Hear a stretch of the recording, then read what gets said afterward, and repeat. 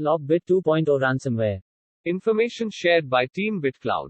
LockBit ransomware affiliates are using an interesting trick to get people into infecting their devices by disguising their malware as copyright claims. The recipients of these emails are warned about a copyright violation, allegedly having used media files without the creator's license. These emails demand that the recipient remove the infringing content from their websites, or they will face legal action. The attachment is a password-protected zip archive containing a compressed file, which in turn has an executable disguised as a PDF document, but in reality, is an NSIS installer. The reason for this wrapping and password protection is to evade detection from email security tools. If the victim opens the supposed PDF to learn what images are being used illegally, the malware will load and encrypt the device with the LockBit 2.0 ransomware. Copyright claims and malware.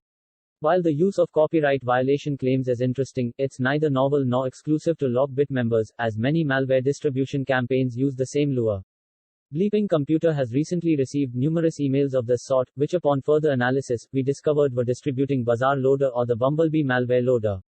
Bumblebee is used for delivering second-stage payloads, including ransomware, so opening one of those files on your computer may lead to rapid and catastrophic attacks. Copyright claims are a matter that publishers of content should take into serious consideration, but if the claim isn't straightforward but instead requests you to open attached files to view the violation details, it's improbable for it to be a genuine takedown notice. LockBit at the top. According to NCC Group's ThreatPulse report for May 2022, published today, LockBit 2.0 accounted for 40% of all 236 ransomware attacks reported in the month. The notorious ransomware operation recorded a whopping 95 victims in May alone, whereas Conti, Blackbasta, Hive, and Black Cat collectively had 65. Thus continues the trend seen by Intel 471, which put LockBit 2.0 at the top of the most prolific ransomware operations in Q4 2021, and further cement the group as one of the most widespread threats.